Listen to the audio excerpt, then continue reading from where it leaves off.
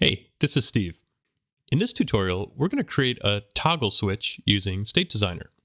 If you want to follow along, there's a link in the video description to a starter project, this one here, on Code Sandbox.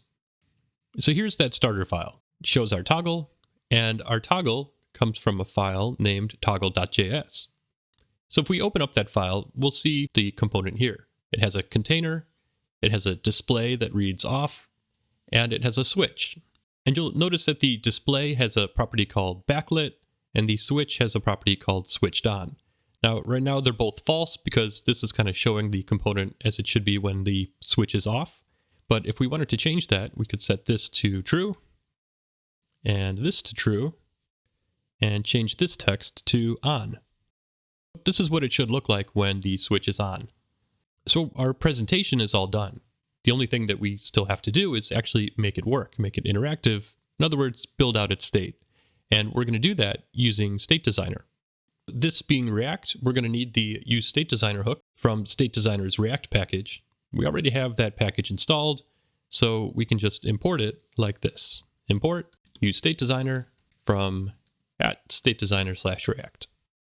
So we're going to use this to create our state and kind of subscribe to it. So const state is equal to use State Designer, and we're going to pass this an empty object. And remember that in State Designer, we want this object to contain everything there is to know about our state. So all of the information that our toggle is going to depend on, and all of the events that might cause that information to change, we want all of that to live in this object here. This is our design. That sort of begs the question, how does our toggle work? Or how will it work? I'm going to put these back to false. So a toggle is pretty simple. It can either be on or off. And if it's off, then we can toggle it so that it's on. And if it's on, we can toggle it so that it's off. The only information that we really care about, and the only information that's going to change, is whether this toggle is on or off. However, we could represent this information in a couple of different ways. If you watched our last video on building a counter in State Designer, then you know that our state supports a property called data. And data can contain pretty much anything we want. And so we could represent whether our toggle is on or off using a property like isOn. We could say isOn is false. And then down in our display, we could say backlit is state.data.isOn. And switched on is state.data.isOn. And even for the text, we could say if state.data.isOn is true, then on, otherwise off. And then if we set this to true, then here we go, it's on. And then to make it interactive, we could say, when I click on the switch, state.send, an event, something like toggled.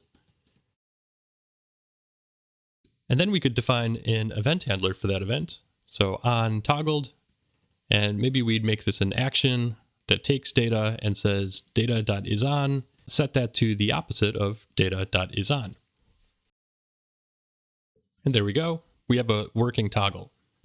If you've seen our video on building a counter in State Designer, this should all be very familiar to you. However, while this does work, using Boolean values like this, true or false values to represent states, doesn't really work that well. Definitely not when you have multiple states and when you want to kind of make certain events conditional on those states. Yeah, it doesn't really work that well. But the good news is that we can do better. We can actually do a lot better than this. And let me show you what that looks like. First off, I'm going to get rid of everything in our state, and I'm going to make things back to how they were before. Okay, so we're back to having an empty state here. Let's start again by saying that our toggle here has two ways that it can be. It can either be toggled off, or it can be toggled on. And if you're a designer or a developer, you're probably used to calling these two things states. So it's on state and it's off state. Let's push that definition a little further. Let's say that a state can either be active or inactive. And between these states, only one state can be active at a time. So when one state is active, then any other states are inactive. So our first step would be identifying which states we have, and then which of these states needs to be active first, which is its initial state. And once we knew that, then the information that we could use in our component would be which state is active and which states are inactive. Let's jump back and let's actually do that in our states design. So here in the design object, I'm going to start by defining our states under the states property. And there's just going to be those two, toggled off. And I'm going to define this as an empty object and toggled on. And then I'm going to define the initial state. So which state should be active first? I'll say that is initial, and I'll use the name of that state, toggled off. And even though this isn't much, this already gives us the ability to control other elements of our component based on which states are active and which states are inactive. And our state itself gives us some helpers to make that easier. The first one is called isIn. So I'll say for backlit, state.isIn toggled on. So when we're in the toggled on state, or when that state is active, this is going to return true. Otherwise, it's going to return false. And I'll copy that down here as well. And just to see if it's working, let's change our initial state to toggled on. And there we go. Our display is backlit and our switch is switched on. What about for the text inside of the display? Now, we could again use state.isIn, but there's another helper that's even more useful in cases like this. And that's called whenIn. I'm going to say state.whenIn. That's going to take an object. And here I'm going to say whenIn toggled off should have off, and toggled on, use the value on. So we're still in our initial state, toggled on, but if I switch that back to toggled off, then there we go. Our display is no longer backlit because we are no longer in the toggled on state. Our switch is off for the same reason, and the text being shown on the display is off because we are in toggled off. So cool, we've made our JSX, or our display of this component, rely on which of these states is active. Now let's give ourselves the ability to move between states. When we're in our toggled off state, then clicking on this switch should change two things. One, it should make the toggled off state go from active to inactive, and it should make the toggled on state go from inactive to active. And in State Designer, we call this a transition. We're moving from toggled off to toggled on. And we're going to drive this again through a click event on our switch that I'm going to call toggled. So I'm going to say onClick state.send toggled. That's going to look just like that. Now, how are we going to handle this event? In our previous videos, we learned that we can define event handlers under the on property in our design.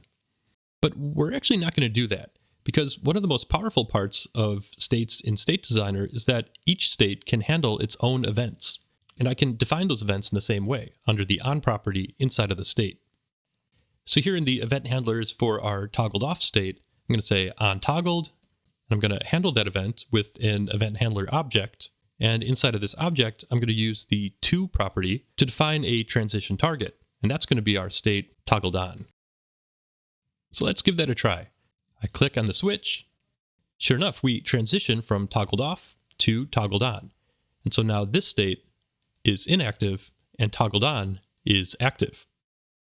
Now, if I keep clicking on this switch, we're still sending in this toggled event. It's just that we're ignoring it because toggled off is now inactive. And that's because in State Designer, a state has to be active in order for it to handle any events. If the state is inactive, like our toggled off state here, then it might as well not have any events at all. It has to be active in order for its event handlers to run. Now, this also means that we can assign different event handlers to the same event on different states. So to show you what I mean, I'm going to copy over our event handlers from the toggled off state to the toggled on state. In the toggled on state, when we receive the toggled event, we want to go to toggled off. So now the same event is going to be handled two different ways depending on which states are active. So let's try it out. We're in the toggled off state. We're going to send the toggled event, and it's going to be handled on our toggled off state. It's going to be ignored on our toggled on state because that state is going to be inactive. So that takes us to toggled on. And now the opposite is true. Toggled off is going to be inactive, so the event is going to be handled on toggled on. And that's going to take us back to toggled off. And that's our toggle. So before I close, I should probably apologize. We're really overloading the word state here. We're assigning it multiple meanings, and I'm sorry about that. It's really not my decision. The first meaning for the word state is the current snapshot of information, all the information that matters to a user interface and that might change from one snapshot to the next.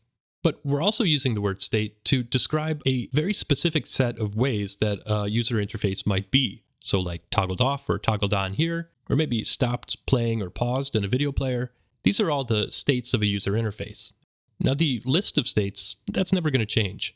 But what does change is which of these states are currently active or inactive. So in State Designer, your state here, your total information state, that's going to contain both the current values of your data object, as well as information about which of your states are active. And between the two, between your active states and your data, you can describe pretty much anything. So all right, in the next video, we're going to see a more complex example that shows more of what we can do with states and data together. Thanks for watching. I'll see you next time.